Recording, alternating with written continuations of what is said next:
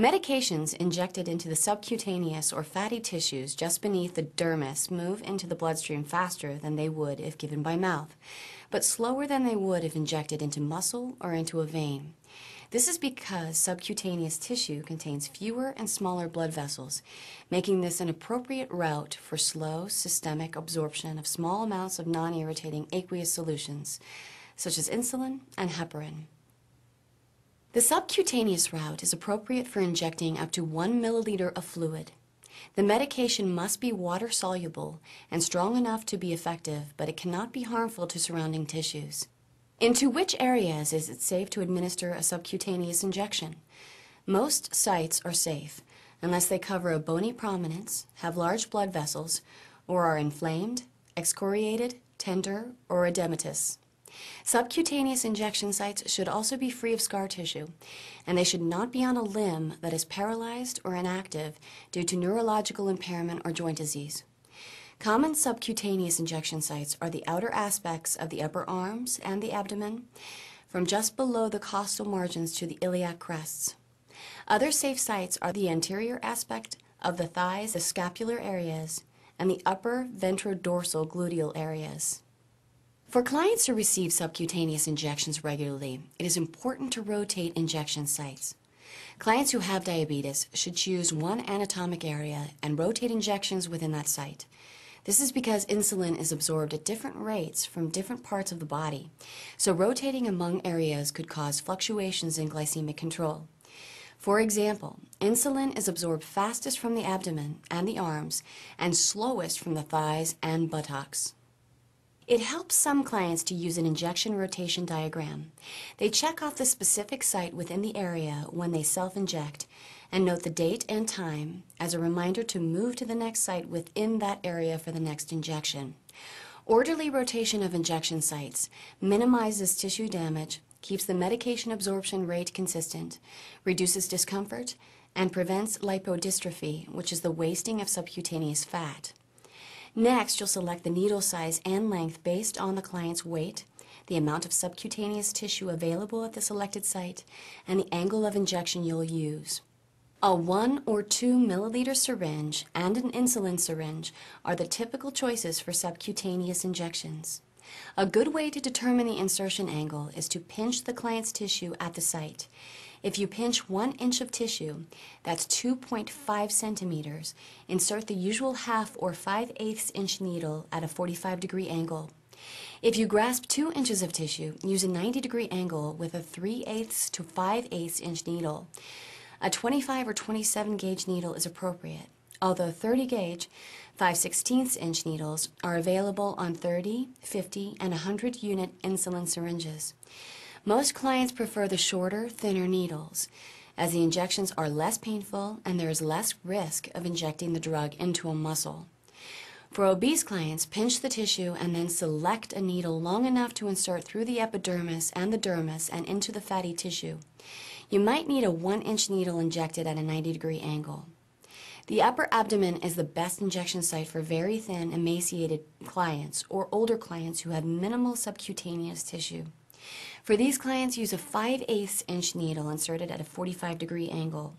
Before administering a subcutaneous medication, ask the client about any drug allergies. Review information about the medication you are going to administer, including the action of the drug and any side effects, contraindications, or potential adverse reactions, and share the appropriate information with the client. If the client receives regularly scheduled injections of insulin or heparin, check the subcutaneous rotation diagram to choose the next site. Assess this site for inflammation, swelling, erythema, or tissue damage from previous injections. Finally, evaluate the client's ability to cooperate during the injection and make sure others are available to help as needed. Just a brief reminder about infection control. Remember that all parenteral injections are invasive procedures. To prevent infection, follow these basic rules. If the client's skin is noticeably soiled, wash it first. Wash your hands thoroughly before preparing the injection. Wear gloves because contact with blood is a possibility whenever you administer an injection. Withdraw medication immediately after opening an ampule or a vial.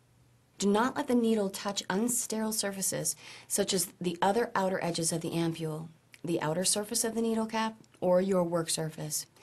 Do not touch the long part of the plunger or inner part of the barrel. Keep the syringe tip covered with a cap or needle.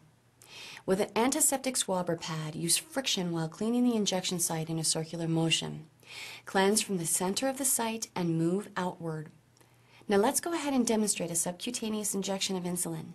We'll assume the nurse has selected an appropriate site, needle size, and syringe, and has verified the client's identity, screened the client for allergies, and explained the procedure, and has checked the medication record for the appropriate drug, dosage, route, and time. The nurse cross-checks the medication's label carefully with the medication record and examines the vial to check the expiration date and to make sure the contents are not inappropriately discolored or thickened and that no sediment has formed. She then assembles her equipment. She will need the insulin vial, the insulin syringe, the needle, gloves, and antiseptic swabs or pads. The nurse washes her hands, then rotates the vial between her palms for about a minute. She then opens the vial and withdraws the appropriate amount of insulin into the syringe. She provides privacy, then positions and drapes the client appropriately. She puts on clean gloves, then cleans the selected site with an antiseptic swab or pad according to agency policy. She starts at the center of the site, rotating and widening circle to about 2 inches or 5 centimeters. She then allows the site to air dry and positions the swab on the client's skin above the intended site. Next, she prepares the syringe for injection, pulling the needle cap straight off. She grasps the syringe in her dominant hand and uses her non-dominant hand to pinch the skin at the site. Then she inserts the needle at the predetermined angle with a firm, steady push and releases the skin. Then, without aspirating, she uses the plunger to inject the medication with slow, steady pressure.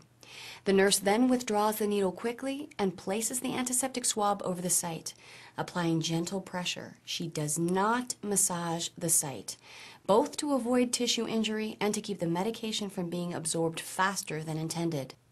During and immediately after administration of any medication by injection, take precautions to avoid needle stick injuries. For example, never recap a used needle. If available, use any built-in safety features as the manufacturer directs. Discard used needles and other sharps in clearly marked puncture and leak-proof containers according to agency policy.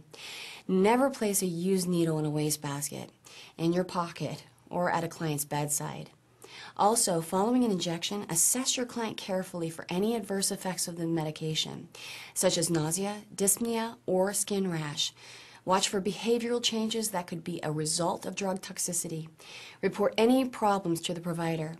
Your ongoing assessment will also include evaluating that the medication is having the desired effect, such as glycemic control. Clients who are receiving insulin or heparin might have to self-administer subcutaneous injections at home. Teach the procedure to the client and family and give them written instructions to use at home. Help the client develop a rotation schedule and provide a chart he can use to keep track of the rotation plan. Make sure at least one family member becomes familiar enough with the procedure to be able to act appropriately in an emergency.